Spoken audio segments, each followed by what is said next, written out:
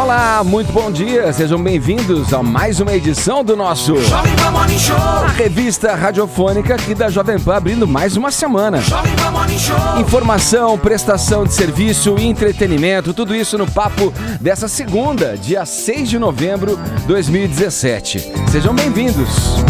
Franco atirador. Homem abre fogo em igreja no Texas e mata ao menos 26 pessoas.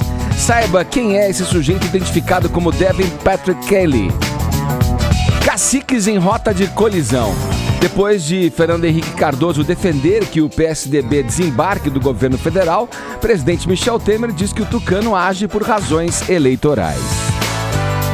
Corintianos em êxtase. Timão recupera o bom futebol do primeiro turno e vence o arquirrival Palmeiras, ampliando a vantagem no Brasileirão. Esses são alguns destaques do Morning que tá só começando. Vem com a gente. Muito bom dia, Paulinha. Bom dia, senhor Edgar. Você é sempre sorridente, bem-humorada, com o astral lá em cima, aqui à minha frente. Rinite, sinusite, segundite, né? Não está aparentando. Tá aqui, tá tudo tá certo. em mim hoje. Podemos sacar a nossa hashtag de hoje. Vamos lá, não é, Ed? Você sabe que ontem foi realizado o Exame Nacional do Ensino Médio, né? E todo ano a gente tem um espetáculo à parte, um momento maravilhoso, onde estudantes atrasados chegam, mas perdem a prova, né? Esse ano teve até gente ali festejando essa chegada, enfim, atrasada e tal. Virou um evento mesmo. Imagina a chegada com esse som, assim, os caras pulando a cerca. É tipo a chegada do Ano Novo. Tá passando por baixo do portão, olha lá, ó. Caindo lápis, caneta, borracha. Veio atrasado. Será que vai chegar? Pois é, a gente aproveitou essa história para criar uma tag com potencial e também atrasada. Eu tenho certeza que vai bombar hoje. A gente vai para os assuntos mais comentados do Brasil com hashtag chegando para o Enem, né? Nunca é tarde para subir essa hashtag. Eu acho que ainda dá tempo. Vai que você tem foto, você tem meme, você tem o que dizer a respeito disso. Vamos usar então a hashtag chegando para o Enem. Boa, Paulinha. Outra maneira de interagir com a gente aqui no Morning Show é pelo WhatsApp 11 931 17009. Você pode mandar mensagens em áudio ou em vídeo. Faz tempo que não manda um vídeo pra gente, hein? Podiam mandar um vídeo pra gente aí, contando aí. Quero saber de vocês. O que vocês acharam do Enem esse ano? Pode falar sobre o tema da redação, que foi um tema também que surpreendeu, né? Educação para surdos, né? O tema da redação esse ano do Enem. Pode falar aí sobre a polêmica em torno dos direitos humanos. Pode falar sobre o que você bem entender. Se estava difícil, se estava fácil, você que prestou. Dê o seu depoimento em áudio ou em vídeo aqui pelo nosso WhatsApp 11 931 17009. No decorrer do programa a gente ouve as mensagens que chegarem aqui pro nosso Morning Show. Opa, tá tocando o telefone aí. Não, mas é pelo WhatsApp, hein? Pra ver o Morning Show é fácil, é só você ter o aplicativo da Jovem Pan, pode baixar o vermelhinho da Jovem Pan. O nosso portal também é o jovempanfm.com.br, exibe o nosso programa em imagens e também pelo nosso canal no YouTube, youtube.com/morningshowjp. Todo o conteúdo extra você encontra no nosso perfil do Facebook, mas também tem Instagram, tem de tudo um pouco pra você aqui no Morning Show, tá bom? Todos convidados a passarem a próxima hora e meia colados aqui na Jovem Pan, porque o Morning tá só começando. Bora! Carlos Aros! Vamos lá, Aros tá com a gente aqui no Morning Show. Vamos lá, Aros, seguindo nessa mesma toada aí, falando do Enem, o que você destaca pra gente hoje? Enem Pop, né? Carol tá de férias, então Carol tá de férias. Aí o Arcon me escalou. Nós vamos te aguentar. Ele disse assim, você vai falar sobre o Enem Pode hoje. fazer o Enem hoje? Aí é o seguinte, Enem Pop. Enem Pop? Pois é, teve citação. Chico Buarque, Sim. Festival de 67. Teve texto do Gregório do Vivier. Ó, você viu? Nossa, quem elaborou a prova? O PCdoB? Pois é. Até as medidas da Barbie entraram no bolo ali em uma das questões. Então, a primeira prova, o Enem esse ano, a novidade, foi dividido em 2 finais de semana. Antes era uma maratona, né? Sábado e domingo, aqui é uma prova muito longa, são textos muito extensos e é muito cansativo. Então, esse ano resolveram dividir. A primeira prova aconteceu nesse domingo, a prova de Ciências Humanas e Linguagens. E também a redação. Então, para além desse bolo aí de temas mais do universo pop, vamos dizer assim, que compuseram a prova, e vale só ressaltar, não é novidade. O Enem sempre busca, né, essas referências para compor o arsenal de questões que são apresentadas ali para os estudantes. O tema da redação: desafios para a formação educacional de surdos no Brasil. É um tema, vamos dizer assim, complexo, não é surpreendente. O Enem costuma buscar essas questões, e aí eu estive lendo tudo que foi dito desde ontem sobre a redação, e muitos especialistas dizendo, olha, não é novidade. O Enem sempre busca temas, e aí vou colocar aqui entre aspas, marginalizados, assuntos que não estão ali sob o holofote, ou até buscam inspiração em alguma coisa que está muito quente, mas acabam olhando ali para o lado para fazer alguma provocação para os estudantes. Só que por que está gerando muita polêmica esse assunto? Tem professor defendendo a questão, dizendo, olha, é muito bom um tema como esse, porque vai fazer com que essa situação dos estudantes surdos seja observada com maior atenção. O que acontece? Por que alguns estão defendendo isso? E tem um artigo muito interessante na Folha falando sobre isso, que é o seguinte: as questões, né, do Enem, elas ganham vida para além da prova. Elas duram ali pelo menos um ano, talvez mais. Por quê? Porque os cursinhos vão pegar inspiração na prova do ano anterior para treinar os alunos para o ano seguinte. Então, há uma vida mais longa. Estamos discutindo o tópico aqui. Vários veículos de imprensa estão discutindo a questão. Então, o tema ganha vida. Só que tem aspectos contrários. Tem gente dizendo que tá errado. Não dá para colocar alunos que têm 15, 16 anos, 17, para propor soluções, porque é isso que a redação do Enem pede, para um tema tão complexo. Se fosse simplesmente, vamos dissertar sobre essa questão e você busca uma viagem tua ali para fazer o texto. Mas não é bem assim. Ele dá textos de referência e diz assim, a partir disso aqui, proponha soluções para a educação de surdos no Brasil. É complexo.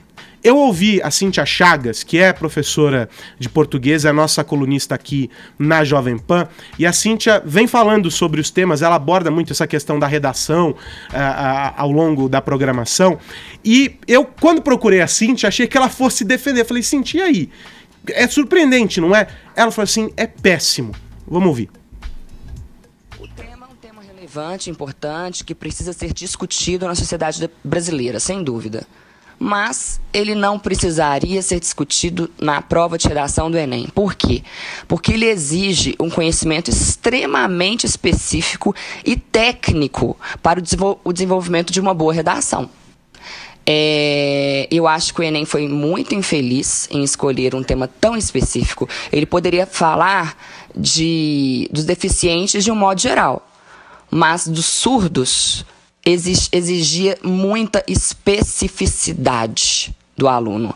E vamos falar a verdade, né? Nem todo mundo domina, quase ninguém sabe o que escrever diante de um tema desse. Aliás, eu falo mais, o próprio governo não resolve esse problema.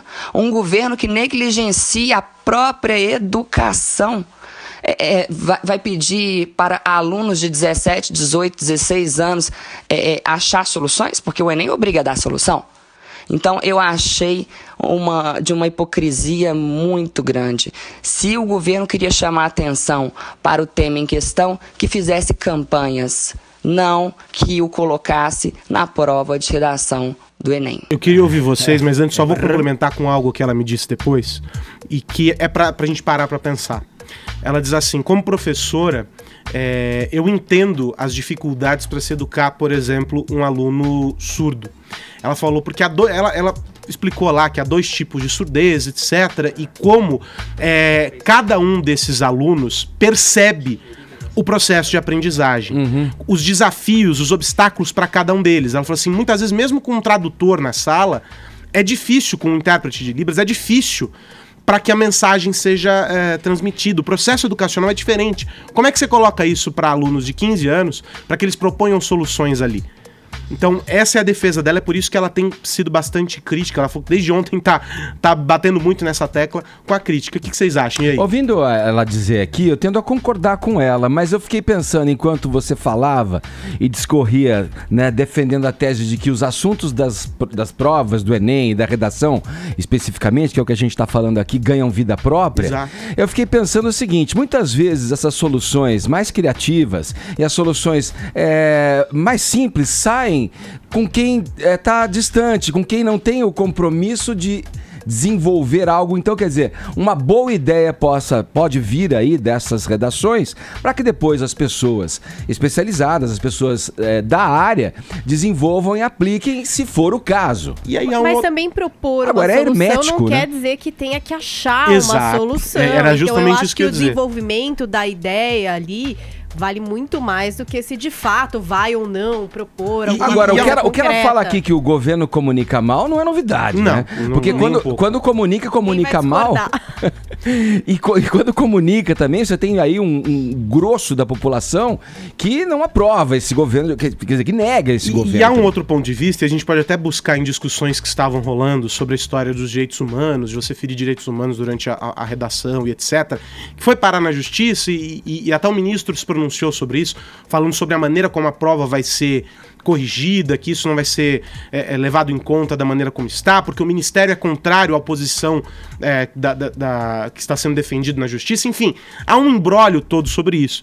Mas se a gente for pensar, há um outro lado, que é o da conscientização. Chamar a atenção desses jovens, desses estudantes, e eu vi muito disso no Twitter, algumas pessoas comentando e etc., para uma questão que não é próxima. É uma questão que as pessoas simplesmente ignoram, porque não necessariamente está no dia a dia de todo mundo. Quando deveria estar, as pessoas deveriam estar atentas para essas questões, olhar para o outro. É uma reflexão, de algum modo, fazendo com que se olhe para o outro, ainda que, claro, por caminhos tortos. E aí os educadores, eu não sou educador, mas eles vão discordar ou concordar sobre alguns pontos. Mas, pelo menos, estão olhando para o tema.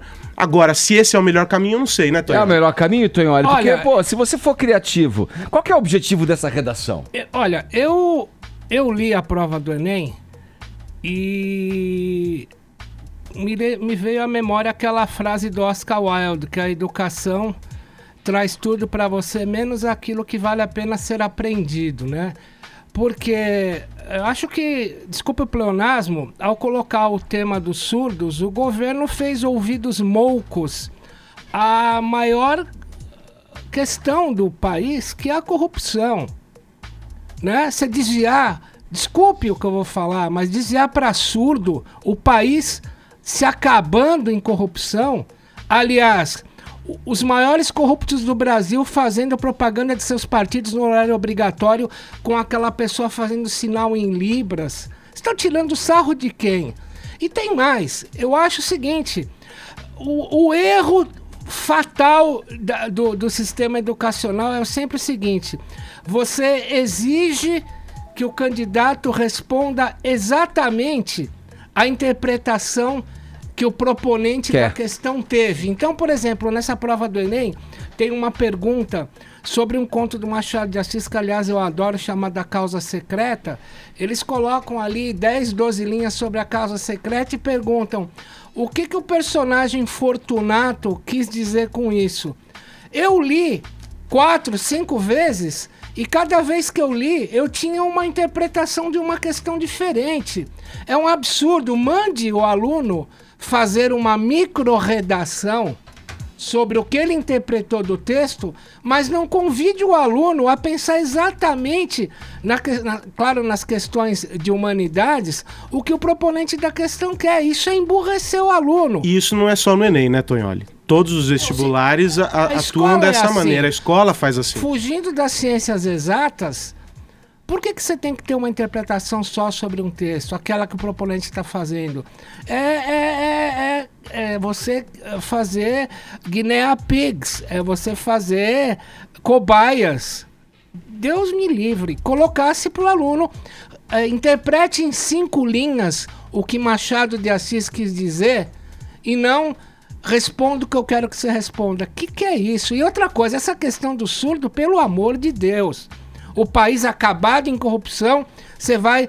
Ainda tira um sarro, né? Porque, volto a dizer, N corruptos colocando uma pessoa fazendo a sua gesticulação em linguagem de Libras, e você vai falar sobre os surdos? Pelo amor de Deus. Falado. E só para fechar, o balanço do Ministério foi, segundo o ministro, muito positivo, poucas ocorrências durante a prova. A próxima prova, né, o segundo dia de provas, fica no dia 12 de novembro. E aí não vale nem mencionar o show de bizarrice dos atrasados, né? O cara consegue chegar atrasado, ou não leva caneta, ou não leva o documento com foto, ou não faz qualquer coisa. E só tinha que fazer isso. Foi avisado por meses. Aí chega no dia, o cara chega atrasado. A exceção dos casos em que uma catástrofe acontece, o cara se atrasou por qualquer motivo de doença, etc. Desastre Aqueles que natural. simplesmente saem por negligência, e é a maioria, vamos dizer assim, né? O cara não tá nem aí, o cara esquecer a caneta, vamos combinar, né? Vamos para Brasília bater um papo com o nosso infatigável José Maria Trindade. Tudo bem, Trindade? Não tem fatiga por aqui, não. Muito bom dia, Edgar, bom dia a todos. Ô Zé, você conhece o nosso quadro aqui no Convite para a Mesma Festa, não conhece? Conheço, participo de alguns aí. Então vamos lá, quem que você sugere para estrelar o nosso quadro nessa segunda-feira, abrindo a semana? Rota de colisão, inimigos novos, viu? Olha, Edgar... Trindade? O presidente Michel Temer e o ex-presidente Fernando Henrique Cardoso, você concorda? Tá aí, né? Depois dessas declarações aí em pleno feriadão, né? Dá pra crer que se levar esses dois para um mesmo convescote, não vai dar coisa boa. Não, vai ter muita palavra difícil, né? Porque os dois são intelectuais e tal, quem estiver perto nem vai descobrir que estão brigando, né? Pois é. Olha, Edgar, é o seguinte... O PSDB, como todos os partidos, tem pesquisas próprias internas, né, que indicam aí de que essa amizade ela vai levar a dificuldades futuras, né? E essa ligação do PSDB com o governo Fernando Henrique tem levado o partido a perder cada vez mais opção de voto e até militantes, né? São, inclusive, economistas do PSDB que se afastam do partido diante desta condição e um certo sentimento ali de que não sabe exatamente para que lado vai dar, porque está dividido. Então, com base nisso, o presidente em exercício Tasso Gereissati chamou os tucanos mais altos aqui, a cúpula do partido, e mostrou que é preciso afastar do governo. E aí houve aquela divergência com a Aécio e o grupo de Minas Gerais, né? Essa fala do ex-presidente Fernando Henrique de que o PSDB tem que tomar rumo, se afastar do governo Temer e mostrar uma proposta, é uma tentativa de reação, porque todas as pesquisas indicam que os principais candidatos do PSDB não teriam chance nem para ir ao segundo turno. Do outro lado é o presidente Michel Temer, que está se sentindo abandonado, né? Ele já demonstrou que não lida bem com isso e reage dizendo que se trata de um processo eleitoreiro. E é mesmo, né? Afinal, todo mundo tem que se preocupar com isso. O ano que vem é ano eleitoral. Ô Zé, ainda seguindo, olha, nesse teu comentário a respeito aí de que as pessoas não esperam que nenhum candidato do PSDB, consiga se eleger, tenho aqui um detalhe que acho importante a gente colocar, até para ouvir o comentário do Tonholi na sequência. Olha, o PSDB precisa urgentemente de um choque aí de realidade. Aí eu digo, se quiser, claro, se cacifar para o ano que vem. Com o Aécio Neves, vamos colocar essas coisas. Aécio Neves na presidência da sigla. Com apoio ao governo Temer sendo questionado. Aí o partido tá tão firme como se diz no jargão popular, aí prego na areia. Tanto que essa pesquisa, Zé, que você se referiu aí, uma pesquisa interna promovida recentemente, mostrou que 75% dos brasileiros não acreditam que o próximo presidente da República seja tucano. Aí sim, passo a bola para você, Tonholi. A salvação imediata para o PSDB? A salvação imediata para o PSDB, na minha pobre opinião, é justamente o que o Fernando Henrique está fazendo, propondo uma ruptura. Quando, vamos fazer uma anamnese. O que é a anamnese? Quando você vai no médico, ele pergunta para você, você já teve doença? Que remédio você toma? Não sei o quê.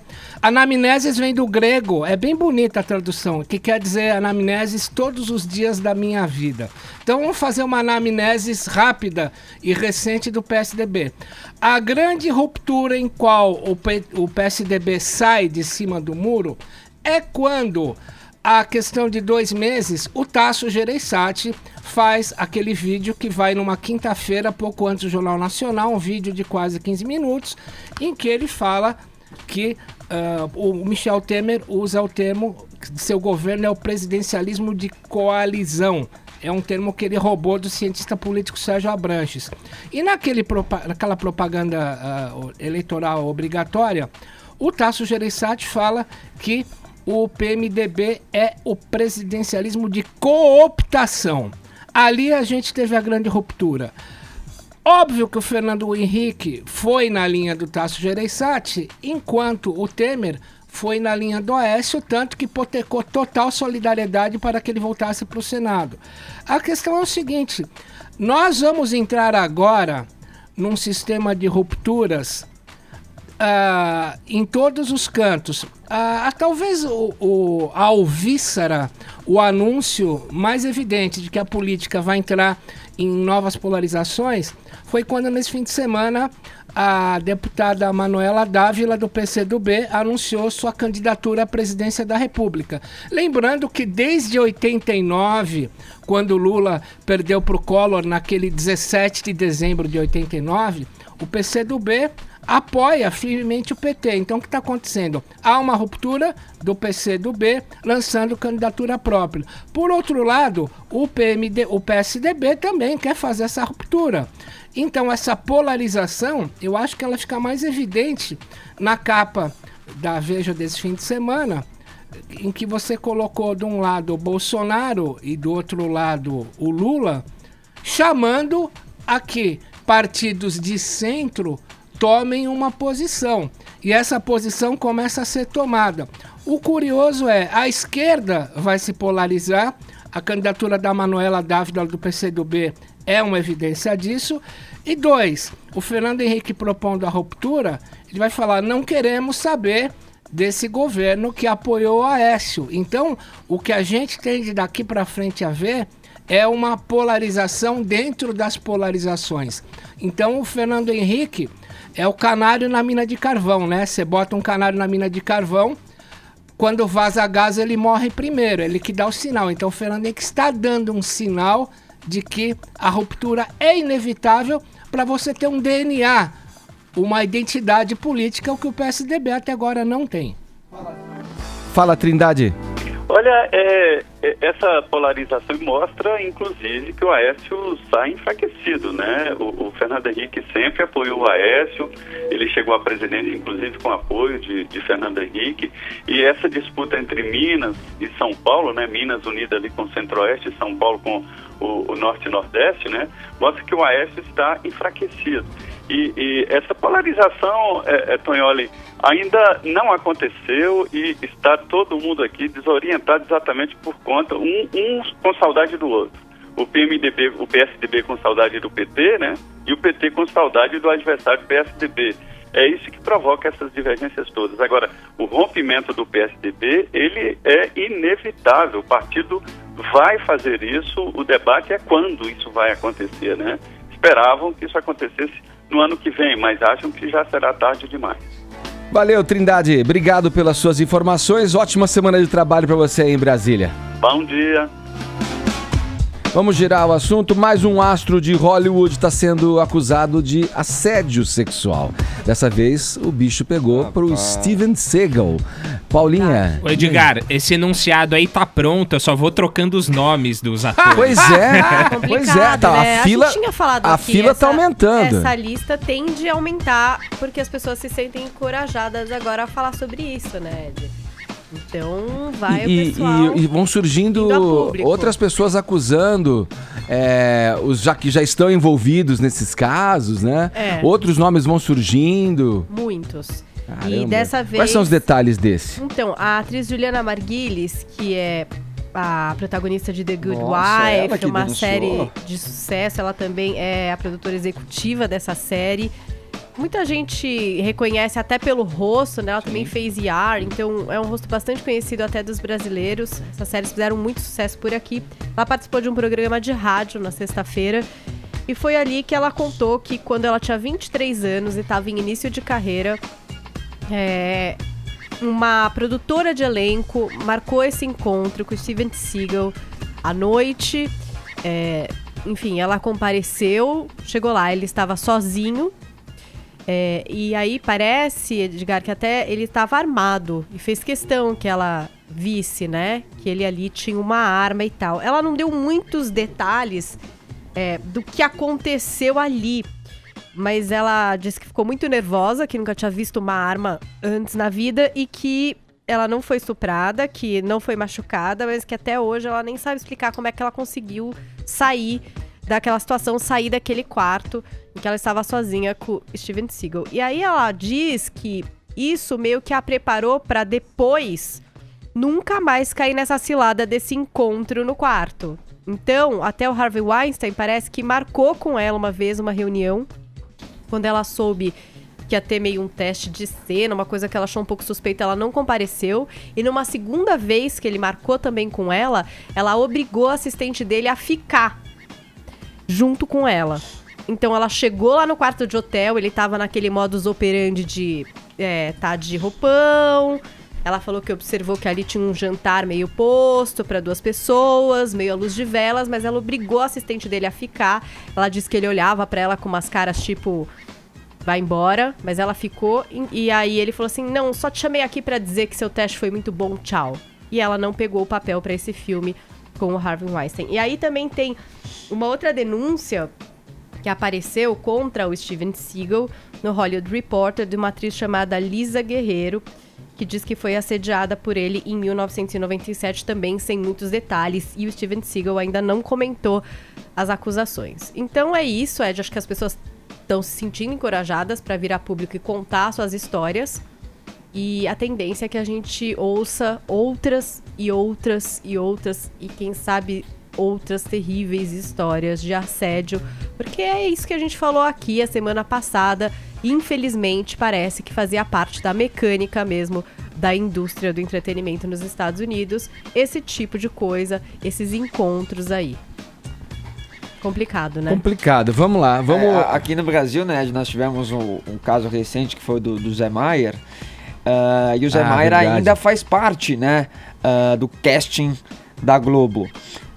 E ele estava sendo cotado para a próxima novela das 9, do Aguinaldo Silva, que vai ao ar em 2018. O próprio autor defendeu a escalação do Zé Maier, quer a participação dele na trama, mas segundo o colunista Ricardo Feltrin, houve ali uma movimentação de algumas atrizes, até do primeiro escalão da Globo, que não quer trabalhar nem a curto nem a médio prazo com o Zé Maier. Então a Globo vai avaliar aí se ele estará nessa novela, mas eu acho difícil com essa recusa aí de algumas atrizes da Globo, diga. Ô Ed, tem uma questão aí, né, Paula, que a gente lembra do caso do Roman Polanski, que atacava menores de 15 anos. Alguns casos prescreveram, porque nos Estados Unidos a lei varia de estado para estado. Uhum. Então teve um caso que ele atacou uma menor, uma de 13 anos, e prescreveu, porque só veio tornado a público 40 anos depois. Então a gente tem que ver esses casos que estão correndo agora lá, em que estado foi cometido o crime, qual a legislação do estado e se a acusação não está prescrita. Porque se prescreveu, por exemplo, o próprio Seagal pode processar a mulher sobre um crime que prescreveu. Esse que Paulinha trouxe é de que 97, você falou? Não, 97 é a atriz. O da Juliana Margulies é de quase 20 anos atrás, né? Ela estava com 23 anos, hoje ela tem 50 e poucos. Então, são casos antigos, né? As pessoas realmente não falavam sobre isso, Tonholi. Então, eu não sei se algum vai ter a cara de pau de processar a própria pessoa que tá contando essa história, porque pode pegar ainda muito mais mal do que já pegou, né? Se dá pra pegar mais mal do que isso, eu não sei. Mas eu acho que essa lista vai aumentar e muito, viu, Edgar? Eu acho que é coisa de esperar mesmo, e é isso, é trocar o nome ali da manchete, porque as pessoas realmente se sentem encorajadas em falar, e cada vez mais gente vai falar sobre isso. Tem atrizes, por exemplo, que tem mais coisa pra falar sobre o Harvey Weinstein, ainda não se pronunciaram. A Uma Thurman, por exemplo, já disse, olha, eu tô num momento de muito ódio, agora eu não quero falar, a hora que eu me sentir melhor, eu vou tratar desse assunto. Então, assim, eu acho que tem muita poeira debaixo desse tapete. É coisa de esperar pra ver mesmo. E eu acho que os casos que possam ser investigados, né, Tonha, eles estão sendo investigados. A gente sabe do envolvimento da polícia em algumas investigações, inclusive de denúncia de estupro. E que se chegue a uma conclusão, né? E de repente algum deles pode ser preso sim. Porque como o Tonha falou, tem casos que prescreveram, mas outros não, né? Então ainda pode acontecer muita coisa por aí. Agora 10 horas 31 minutos, horário de Brasília. Antes, deixa eu fazer a selfie da vitória aqui, vamos lá. Selfie da vitória. Selfie da vitória. Ô Vini, muito bom. Você acha que se eu colocar essa música aqui, ó, o Benito vai ficar chateado? Graças a Deus. Mas é assim que o corintiano tá se sentindo, né? Aliviado, o sentimento é de alívio. Esse desabafo do Neto, né, repercutiu bastante na semana passada, depois da derrota para a Ponte Preta, porque era o sentimento de muitos corintianos que estavam vendo a coisa desmoronar, né? Mas justamente contra o seu maior rival, contra o Palmeiras, que era o time que estava ali na cola do Corinthians, o Timão voltou a vencer e voltou a tranquilizar o seu torcedor. Agora está novamente a 6 pontos de vantagem do vice-colocado, faltando apenas 6 partidas, ou seja, só uma tragédia agora, né, Edgar? Tira esse título aí das mãos do Corinthians, do técnico Fábio Carille. Agora, ô Vini, teve aí reclamação, Palmeiras promete entrar aí com recurso contra a arbitragem, né? Agressão ali no túnel ali do Felipe Melo. A reclamação do Palmeiras, ela faz parte e existiu realmente ali um impedimento do Romero no primeiro gol, né? Aliás, o primeiro tempo foi um jogaço, né, Edgar?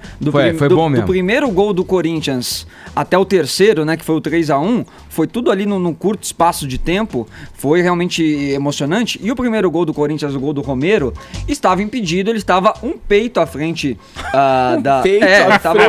uma unha. Um membro, né? Fala, um membro estava à frente ali. E... Isso é coisa de corintiano, vai. Tava à frente, tava impedido. Tava impedido.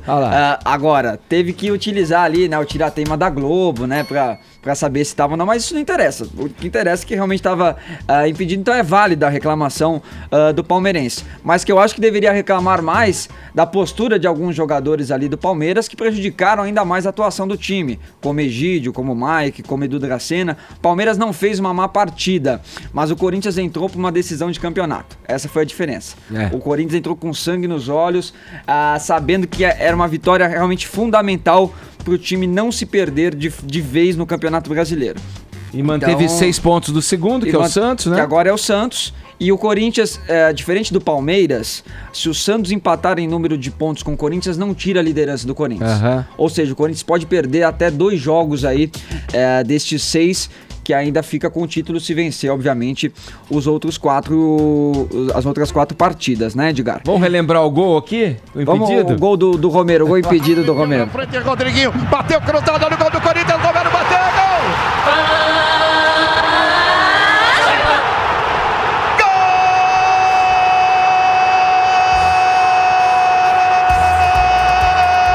Olha o Garganta aí. Potência, hein? Edgar Piccoli, quero fazer uma inconfidência. Fala aí, Tânia. No intervalo, há poucos minutos atrás, o Vini acabou de me prever. Vou dar uma pernada de anão nele no ar. Fala, Tonhão. O Corinthians vai perder o próximo jogo. Não falei isso. Eu não falei isso. Eu falei que o próximo jogo do Corinthians, que é quarta-feira, é um jogo difícil contra o Atlético Paranaense fora de casa. Para todos os times é difícil jogar lá contra o Atlético. Mas depois o Corinthians tem 2 jogos em casa contra Avaí e Fluminense. E eu acho que é aí que o Corinthians vai segurar esse título. E depois desse gol do Romero, que foi muito xingado pelo Eduardo Mainardi, o Romero tirou essa selfie, né? Pegou ali a fotografia emprestada, o celular emprestado de um fotógrafo e fez essa fotografia aí com alguns jogadores do Corinthians, o Camacho, o Fagner, o Gabriel, o Pablo, o Jô e o Balbuena, né? A transmissão mostrou isso. Exatamente. E como é que fica a história? Porque o cara tira a camisa, toma cartão, faz o selfie, tudo bem? Tem torcedor do Palmeiras já pedindo anulação do gol do Romero. Não, anulação do campeonato. Mas eu acho que digital. Sem exagero, eu não sei se isso agora vai ter que incluir, gente. Eu realmente não sei se isso está previsto, né? O Edgar, eu pensei que ele torcia pra outro verde, né? Hoje agora, o torcedor do Palmeiras fez uma montagem legal também com essa selfie do Romero. Tem aí, Bruno, olha lá. Que aparece o Daronco, o juiz do jogo. Né? Porque o torcedor do Palmeiras, além desse gol impedido, reclama do pênalti também, mas eu particularmente achei que foi pênalti no jogo ali cometido pelo Edu Dracena. Já tem aí os ensaios para se colocar os recursos digitais, né, para dirimir qualquer dúvida, né, a dúvida capital do futebol, foi gol, não foi gol, tava impedido, não tava, foi pênalti, não foi, tava dentro da área, tava fora. Tudo isso vai ser solucionado a partir do momento em que esse recurso for instaurado de fato na totalidade, né? Você veja, na semifinal da Libertadores, o recurso foi utilizado, né? O River Plate encarou o Lanús fora de casa e o Lanús fez o 4º gol, que foi o gol que deu a classificação pro Lanús, em um pênalti que o juiz não viu e a equipe que estava ali com o recurso tecnológico avisou o juiz. Agora, por exemplo, no jogo de ontem teria sido anulado o gol do Corinthians, o primeiro gol, mas o pênalti ele continua sendo interpretativo. O juiz poderia olhar ali no replay e muita gente achou que foi, muita gente achou que não foi. Não, mas os erros vão continuar acontecendo. Mas vai diminuir. Vai diminuir, exato. Vai diminuir, vai sanar alguns problemas como esse daí do gol do Romero. E o Felipe Melo, né, Edgar? Ele consegue arrumar confusão até quando não joga, né? E aí no intervalo do jogo, os dois times indo pro vestiário, ele se estranhou ali com o Cleison, jogador do Corinthians, atacante corintiano. Não deu para entender muito bem o que aconteceu, se o Felipe Melo não gostou de alguma coisa que o Cleison falou, se o Cleison provocou o Felipe Melo, mas a gente percebe que o Felipe Melo tá indo pro vestiário, ele acaba voltando, vai em direção ao Cleison e atira ali a munhequeira dele no jogador do Corinthians. O Cleison, depois que foi entrevistado, disse que já é uma rusga aí que existe desde o Campeonato Paulista, olha lá, aí já chega a turma do deixa pra lá, né, afasta o Felipe Melo, mas enfim, não deu para entender muito bem o que aconteceu, o Felipe Melo não quis falar depois do jogo, mas até quando ele não joga, ele consegue arrumar a confusão. E eu quero dar os parabéns porque eu errei acertando. Eu disse que eu errei acertando. Você quer se dar os parabéns? Me dar os parabéns porque eu falei que a última esperança do Corinthians era a sua torcida. Torcida que abraçou o time no sábado, levando 32 mil torcedores em um treino. Está jogando pra torcida. Em um treino, e ontem, o recorde da Arena, 46 mil torcedores. Aquele mosaico maravilhoso, bicampeão mundial, isso ninguém tira. E essa torcida que fez o Corinthians pulsar novamente, o Corinthians acordar novamente, ser o Corinthians que foi do primeiro turno e ser o Corinthians que será o campeão brasileiro de 2017. Olha lá, ó. Senta aí, porcada, e chora, e nós vamos comemorar. Segue o Timão e Parmeira, não canso de te zoar. Tamo 6 pontos na frente, Porco achou que ia chegar, vai nada, mano. Revisa comprou muita gente, pra esse ano pipoca 51 é de bebê. O seu lugar é Série B.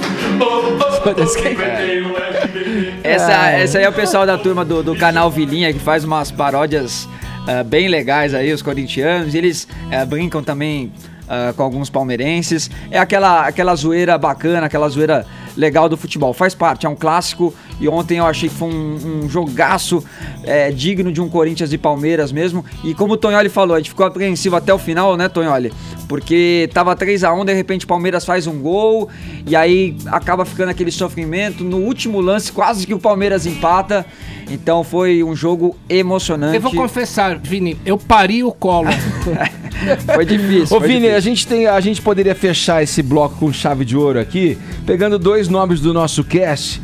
O Casão, que é o grande centroavante do Corinthians, fazendo uma pergunta pro Tite, que é o técnico talvez de maior identificação, tirando Oswaldo Brandão, com a torcida alvinegra. O Casão perguntando pro Tite. Eu queria saber do Tite se o Corinthians já é campeão brasileiro. Porque pra mim não é. Pra mim ainda tem 90% de chance de ser e 45% de não ser. Tá sobrando o número aí. Tá sobrando. Casagrande, com todo respeito, não. O campeonato é matemático. Enquanto o Santos e Palmeiras tiver chance, não pode gritar campeão. Vai dar a hora certa, aí, então. Tu me confunde a cabeça também, dá um nó. Da hora certa aí. 10h46, horário de Brasília. A semana nos Estados Unidos começou sob o impacto de mais um massacre a tiros. Nesse domingo, um homem abriu fogo em uma igreja no Texas e matou ao menos 26 pessoas. Paulinha, o presidente Donald Trump já se manifestou sobre esse episódio aí também, mais uma vez pelo Twitter, né? Ele gosta de se manifestar pelo Twitter. O que foi exatamente que ele disse? Oi, Ed. Então, ele tá em viagem ao Japão, né? Ele classificou o ataque como horrendo, um ato maligno. Mas aí ele diz que o ocorrido não tem relação com a questão do porte de armas no país, mas com um problema de saúde mental. E agora a gente já tem mais informações a respeito desse homem, né? Que foi identificado como Devin Patrick Kelly, de 26 anos. Diz que ele, Edgar, integrou a Força Armada Americana entre 2010 e 2014. E em 2012 ele foi acusado, inclusive, de agressão contra a própria mulher e o filho.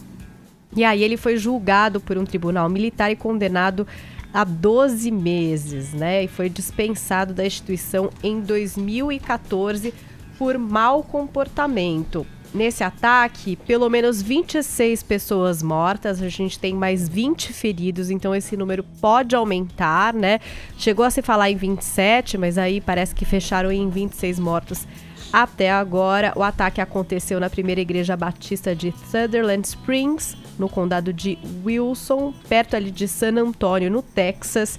A idade das vítimas, Edgar, de 5 a 72 anos, né? 23 vítimas mortas, inclusive... A própria filha do pastor de 14 anos, né? Exatamente. Também uma das vítimas. Não, mulher grávida. É uma coisa, assim, aterrorizante, inexplicável, mesmo porque agora o atirador depois foi encontrado morto, né? A gente não sabe se na perseguição, se ele se matou, a gente ainda não tem informações exatas a respeito disso, mas... ele também agora tá morto, então a gente não vai saber nem por que de acontecer isso, né? Quer dizer, vai se haver uma investigação, parece que não tem ligação com nenhuma célula terrorista, parece, né? Tô dizendo assim, o que estão avaliando até agora, mas vai ser investigado e quem sabe chegue-se a alguma explicação, se é que há explicação para um ato como esse, né? De, enfim, metralhar essas pessoas, é uma coisa muito pesada, que se repete nos Estados Unidos. E acho que seria legal até o Tonholi, ele já falou aqui sobre essa questão da posse de armas nos Estados Unidos. O Trump diz que não tem relação nenhuma com isso, que tem relação a um problema mental de uma pessoa específica. Você acha que é isso, Tonholi? Olha, eu sou um inimigo confesso da bancada da bala. E o que justifica a minha posição são números, não passa por opinião. Você sabe que 83% dos homicídios ocorridos em São Paulo são por desinteligência, briga entre vizinho ou discussão de boteco. Imagine se a gente tivesse arma aqui. Agora vamos trazer outros números. Você tem no Brasil 89 assassinatos. No Brasil você tem 23 assassinatos por grupos de 100 mil habitantes. Nos Estados Unidos 4,5 vezes a menos. 5,6 assassinatos por grupos de 100 mil habitantes. Portanto, a gente mata quase 5 vezes mais que nos Estados Unidos, sem ter armas, tá bom? No Brasil, a gente tem 8 armas a cada grupo de 100 mil habitantes, e nos Estados Unidos, a gente tem 89 armas a cada grupo de 100 mil habitantes. Vamos traduzir esses números. Se o Brasil liberasse armas, a gente já tem 5 vezes mais homicídios que o país que libera armas com os Estados Unidos. Imagine se a gente libera arma aqui. Tem que limitar o uso, é claro. Imagine se esse débil mental, o cara dava aula de Bíblia, devia dar aula do livro do Apocalipse, só pode ser, né? Com a R-15, uma arma privativa das Forças Armadas. O que é isso? Eu acho que é um bom caso. Se ele não tivesse acesso à arma, ele não teria feito essa bobagem. Ou você acha que ele ia sair esfaqueando 26 pessoas? Chega ao fim, na noite de hoje, a segunda temporada do talk show Lady Night, comandada pela humorista Tata Werneck, no Multishow, canal Multishow. Vini, a Tata matou a bola no peito, meteu um golaço de placa e foi aplaudida. E com razão, né? Entre público e crítica, né? E com razão, foi muito bem novamente a Tata Werneck à frente do Lady Night ali no Multishow, a maior audiência do canal.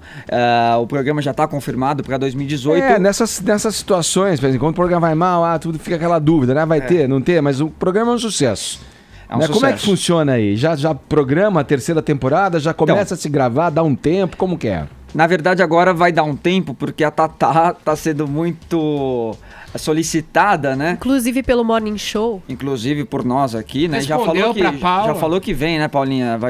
Falou pra marcar uma data aí, mas ela tá muito atarefada, até porque ela agora vai começar as gravações, já começaram, na verdade, da novela Deus Salve o Rei, que é a próxima novela das 7, e a Tata Werneck faz parte do elenco, e depois da novela, depois do fim das gravações, aí sim ela começa a nova temporada do Lady Night, que teve 2 temporadas neste ano, e provavelmente no ano que vem vai ter só uma, por causa dessas gravações aí da novela Deus Salve o Rei. Mas foi realmente um sucesso. Hoje o programa termina com a entrevista com a Marília Mendonça. Ela entrevistou Zé de Camargo Luciano, Neymar, Zico, Glória Maria, Michel Ingrid Teló. Guimarães, Michel Teló, Cléo Pires. Eu gosto Lua mais Santana. daqueles convidados que são os mais sérios, assim, tipo Glória Maria, Zico. E aí a Tata Werneck tem um desafio maior, né? De desconstruir esses personagens, de fazer com que eles saiam um pouquinho fora da caixinha e acaba ficando até mais engraçado. Então ela superou as expectativas, porque a primeira temporada foi muito boa, e para manter é sempre difícil, né? Mas como eu sempre digo aqui, o Lady Night é um programa que depende exclusivamente do talento da Tata Werneck, e dos né? roteiristas, né? Às vezes as pessoas ficam, Também. nossa, como Bem ela é lembrado, rápida, nossa, como que ela faz tanta coisa? Gente, inclusive na entrevista com o especialista, que é maravilhosa, é claro que tem o lance dela ali na hora, o feeling, o improviso, mas ela tá ali munida de muita coisa desenvolvida pelo grupo de roteiristas do programa, Tem muita né? produção, é verdade, Paulinha. E tem até o pai dela, né? Até o pai dela faz Que é parte da equipe e ele participa de alguns quadros. Inclusive ela se emocionou, né? Porque ele participou. Zezé de Camargo foi tão bonitinho. Ele participou de um quadro ali com o Zezé de Camargo Luciano, depois fez uma declaração pra Com a Tatá, música, ele com uma cantou. música, né? Foi muito fofo. Você é meu doce mel, meu pedacinho eu não vou negar de céu, você, né? meu doce Foi mel. E aí ela contou esse episódio incrível. Ficou Ela falou assim, chorando. eu tô emocionada aqui, mas eu vou falar uma coisa pra vocês. Esse cara foi em todos os meus shows. Isso. E às vezes, cara, era difícil porque só tinha ele na plateia. Isso. E aí ele falava pra mim, vai apresentar agora, porque senão eu paguei, eu quero ver esse show, você vai apresentar sim, pode apresentar.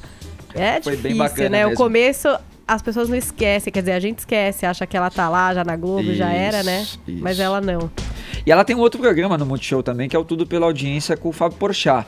Esse tá um pouquinho mais difícil de ser realizado, até por essas gravações da Tatá, e a agenda do Porchat também, né? Agora o programa na Record, tudo, fica um pouco inviável. Vamos ouvir um trechinho, então, do quadro com um especialista, dessa vez da Tata Werneck entrevistando um escoteiro, Edgar.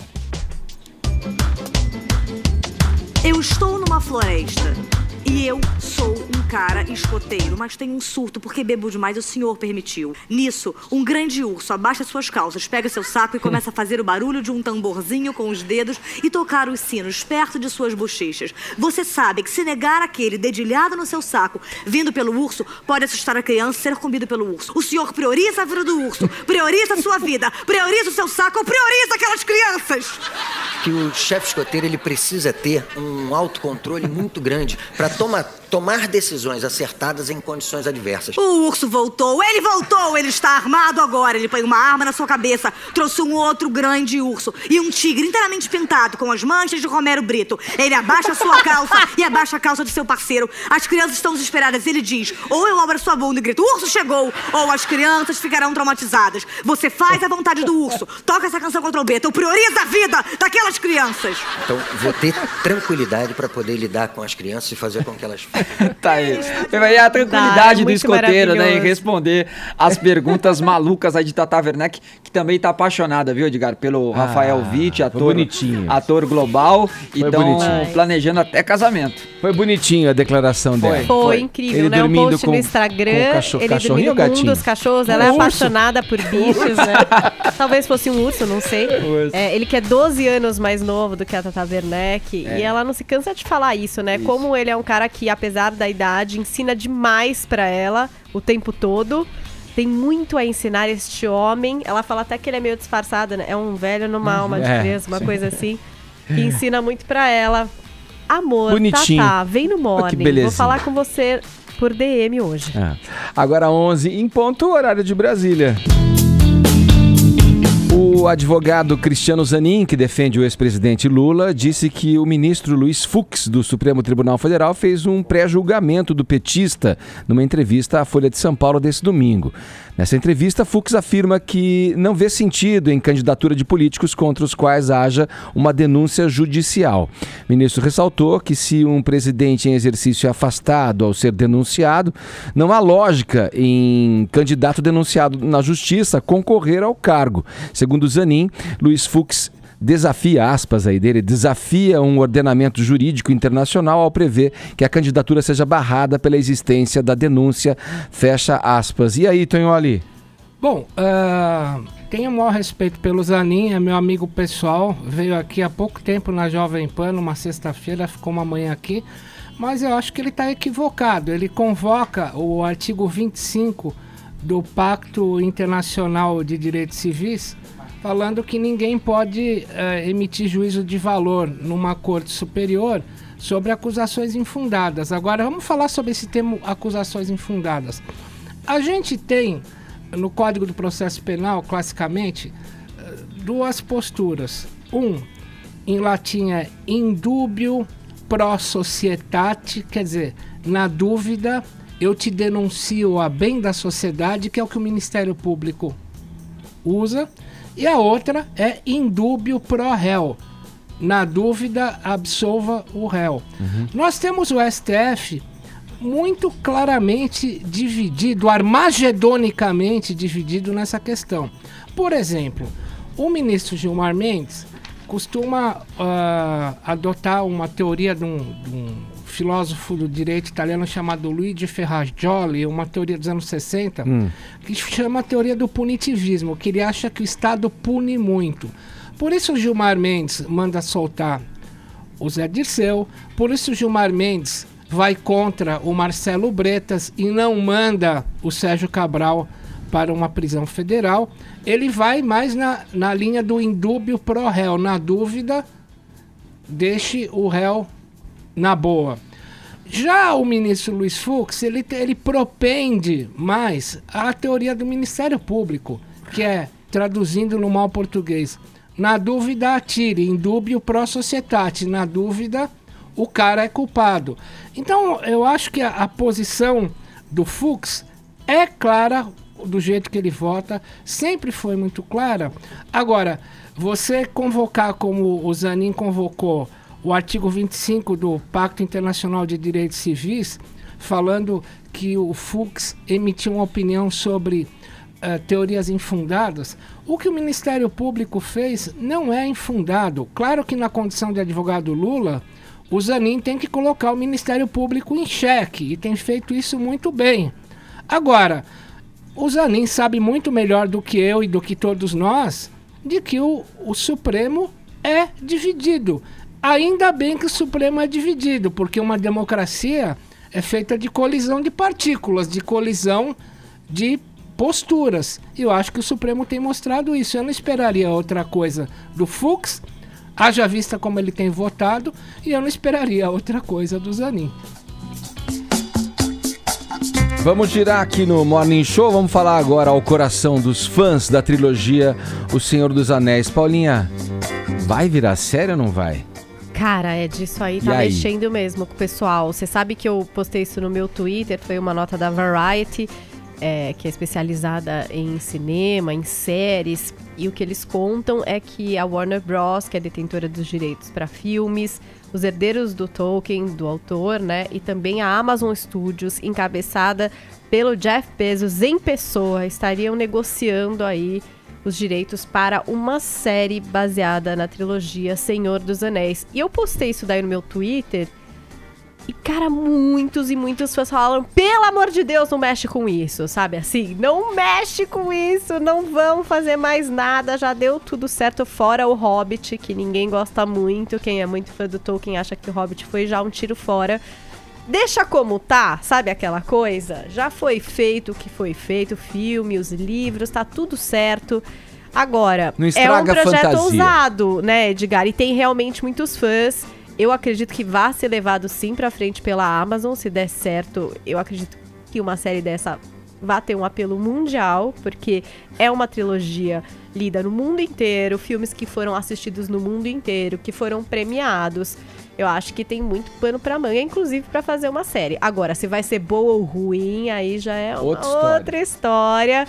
Lembrando que não tá nada assinado, ninguém tem certeza de que isso vai acontecer, mas eu acho que vai, Edgar. Se eu fosse apostar, apostaria sim numa série na Amazon para Senhor dos Anéis. Seria a primeira super fantasia, né, da Amazon. Um bom competidor para Game of Thrones, quem sabe, né? Termina Game of Thrones, muita gente vai ficar órfã por aí, né, Edgar? Vai procurar alguma coisa para assistir. Você preocupada? Quem sabe não seja na Amazon a opção. Vai saber, não é verdade? Tá bom.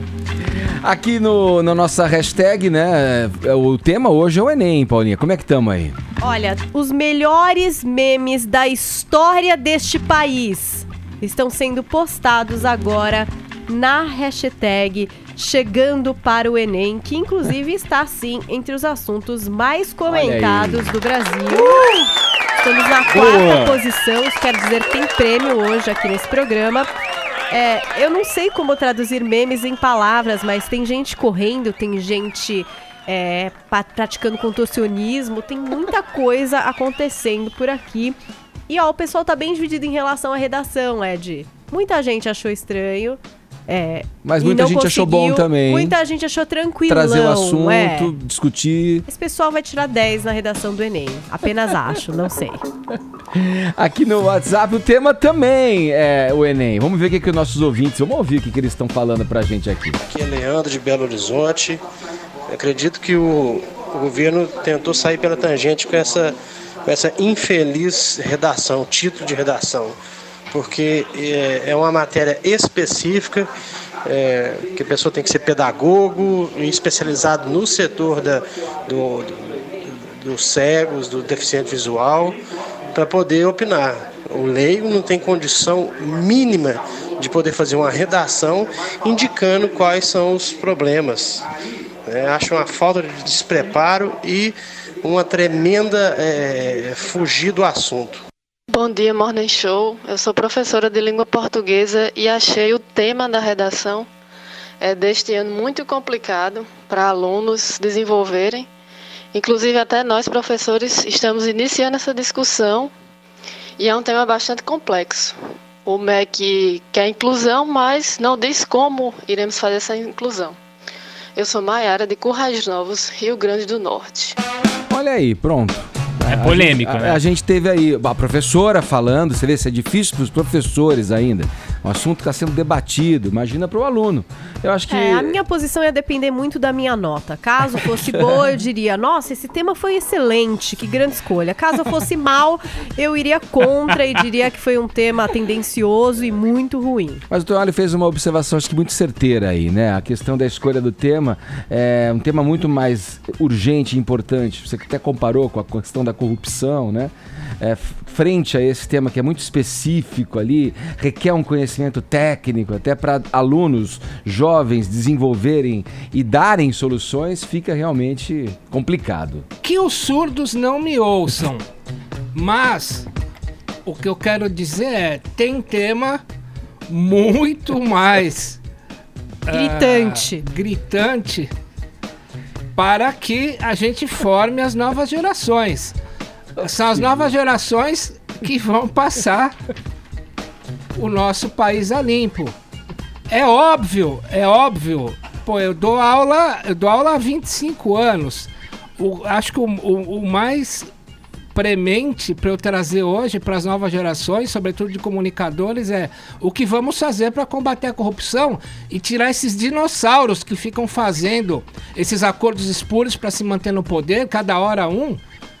E eu, com todo respeito aos surdos, volto a dizer que não me ouçam, por favor.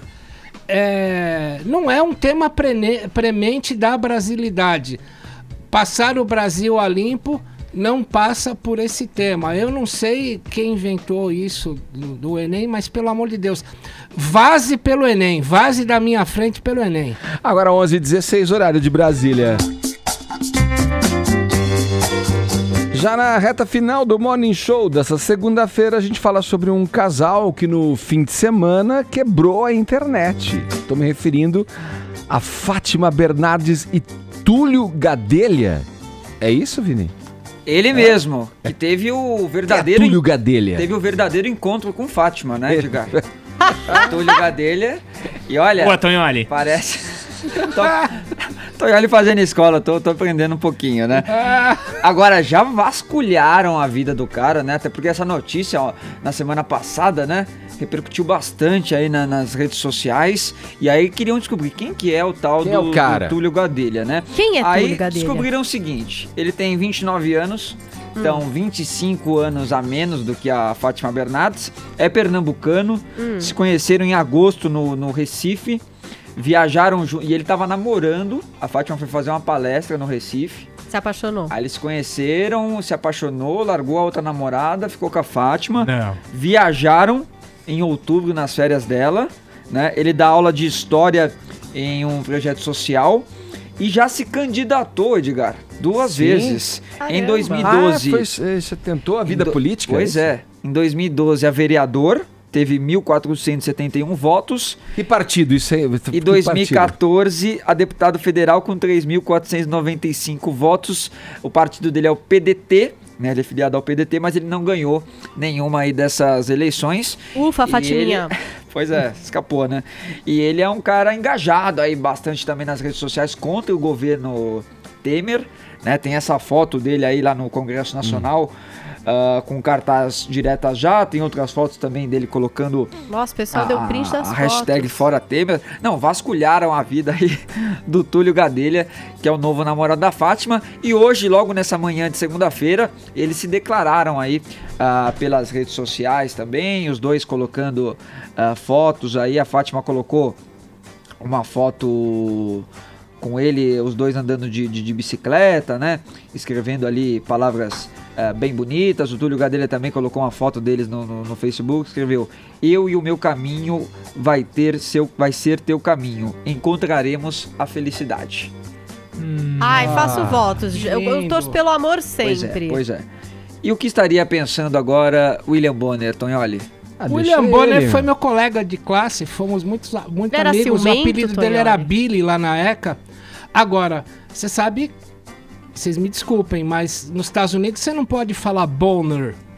Você sabe o que quer dizer boner em inglês? Eu sei. Ereção. Pois é. Ai. Não, mas tô brincando, até porque o William Bonner tá bem resolvido, tá namorando também, os dois estão felizes aí agora. Cada um segue o seu caminho para a felicidade. Você vai lançar pergunta pra jogar uma pimenta e agora vai querer jogar o quê? É só uma pimentinha. Dar uma apaziguada. Ó, e a Fátima colocou a seguinte legenda, Edgar. Quem sabe isso quer dizer amor. Estrada de fazer o sonho acontecer. E aí os dois andando de bicicleta, com os braços abertos. Enfim, tão felizes, estão curtindo a vida aí. Fátima Bernardes e Túlio Gadelha, Edgar. Ai, dá certo. Deixa os caras se amarem aí. O amor é lindo. É love. Como falou a Paulinha. Love. Olha, escutem essa música. Eles já estão entre nós? Hã? Eles já chegaram, Já chegaram? O que você acha? O YouTube voltou? Não é YouTube, amigo. Não é o YouTube? Não. É a banda do Chris Martin. Aquela que é fria. O Maroon 5? Não, é Coldplay. Coldplay, Silvião. Não conheço. Nossa. Essa música foi um sucesso. Qualquer filha tua que você perguntar vai conhecer esse som. É?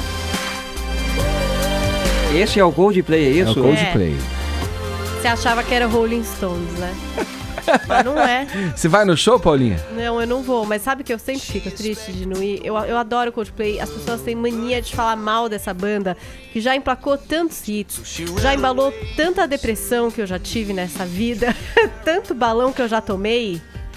E eu gosto do Coldplay, entendeu? Acho boa a banda, gosto do Chris Martin. Ele já saiu com a Jennifer Lawrence, isso quer dizer que ele é um cara legal.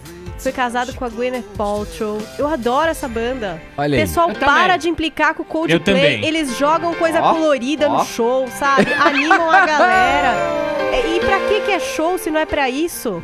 É isso aí. Eu gostei muito quando eles fizeram aquele show do intervalo também do Super Bowl. Com a Beyoncé tomou conta, isso foi ruim, mas com o Bruno Mars, né? Eles foram bem legais. Também eles foram generosos de abrir esse espaço para pessoas até maiores, porque eu acho que a Beyoncé acabou monopolizando um pouco as atenções. Prova que é uma banda generosa, que não tem medo de abrir espaço no seu palco. Para de falar mal do Coldplay, Brasil!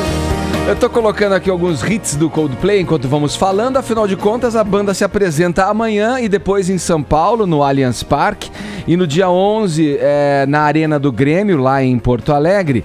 E, claro, muitos fãs já sabem, já estão até participando, mas nunca é tarde para divulgar que a banda fez um esquema de interação com os fãs através do site para que os fãs pudessem escolher canções para colocar no setlist do Coldplay. E eles ainda encorajam os fãs a escolherem músicas que não são muito frequentes, muito usuais no repertório da banda. Você vai lá, entra no site do oficial do Coldplay e você vai ter lá essa oportunidade. Aí você escolhe uma música, tem umas regrinhas. Óbvio que você tem que mandar um vídeo com o mínimo de qualidade ali, né? Porque eles vão exibir esse teu vídeo com o teu pedido e você tem que marcar as hashtags aí, tá? São várias hashtags que você coloca, dependendo de onde ele vai se apresentar. No caso aqui do Brasil é a hashtag São Paulo Request ou Porto Alegre Request, que é a hashtag que eles pedem para você identificar que está fazendo um pedido de uma canção pro show deles. E aí associar, obviamente, a hashtag Coldplay São Paulo ou a hashtag Coldplay Porto Alegre, dependendo de onde você fã, assistir o show. Eles encorajam a pedir uma música fora do repertório porque eles querem também se desafiar. Eu até entrei no site e vou colocar um trecho aqui, ó, de um clássico do Simon e Garfunkel, do Paul Simon, na verdade, né, que é o Graceland. E eles fazem uma versão aqui, ó, com metais e o Chris Martin cantando, ó. Vamos escutar um pouquinho, ó. Seria legal de ver ao vivo esse som. Não sei se eles estão colocando já na turnê direta. Mississippi Delta shining like a national guitar. Faz um vídeo, Ed. Eu acho que eles vão escolher você. Porque você é DJ, você vai pedir com ênfase. Você, entendeu? Você vai emocionar as pessoas. E eu quero te ver nesse telão, mas eu preciso de ingresso pra esse show. Obrigada. Podem mandar aqui pra rádio pra mim. Valeu. E presta atenção, manda caprichado mesmo, porque os caras vão exibir num telão de alta definição. Então você tem que ter ali uma luz minimamente boa. Esteja belíssima, né? Ou belíssimo pra não fazer pode esse ter pedido. música de fundo, isso é importante, eles ressaltam também. Tem que ser só a tua voz e o teu pedido. e até 15 segundos, tá certo? No máximo, para você fazer a tua escolha e, de repente, fazer uma justificativa. Dar uma justificativa pra tua escolha. Que nem a gente faz meio aqui no nosso WhatsApp, né? Que a gente fala pra você responder e aí justificar aí o porquê que você tá respondendo aqui. Isso aqui é Graceland, de Paul Simon, aqui na voz do Chris Martin. Eu vou separar esse vídeo seu, vou tirar o áudio do fundo e vou mandar agora pro pessoal do Coldplay. Eu não pensei a música ainda. Posso pensar. Então tá aí, ó. O Coldplay amanhã e depois em São Paulo, no Allianz Parque, no dia 11 de novembro, na Arena do Grêmio, lá em Porto Alegre. Beleza? E assim fechamos mais uma edição do Morning Show, prometendo voltar amanhã a partir das 10 da manhã aqui nesta mesma Jovem Pan. Edgar, eu quero Speed of Sound. Speed of Sound? Ah, boa. Ótimo. Boa, tá Dog. Olha, o Tonholi pode bater de frente com o Edgar Dá e tempo. tomar a liderança e estar no telão. Será que aqui temos, Tonholi, o Speed of Sound? A música mais baixada na história do iTunes. Olha aí, ó. Então vai, Tonholi, atendendo ao seu pedido, vai. Canta junto, Tonholi. É. Aí já... Áudio Tonholi! Faustão já se empolga. E quem não sabe, ao vivo. Ó, o Tonholi que faz as guitarras nessa a introdução. Tá ouvindo as guitarras? Tá aí, o pedido do Tonholi pra fechar o programa de hoje. Vamos aos ganhadores aí. Paulinha, nossa hashtag do Enem aí, e aí? Segue entre os assuntos mais comentados do Brasil. Chegando para o Enem, quem ganhou o kit do Morning foi o Gabriel Oliveira. Maravilha. Obrigado a todo mundo que participou. Obrigado a você que nos prestigia sempre com essa maravilhosa audiência. E amanhã estaremos de volta a partir das 10 aqui pela Jovem Pan. Tchau. Jovem Pan Morning Show. Jovem Pan Morning Show.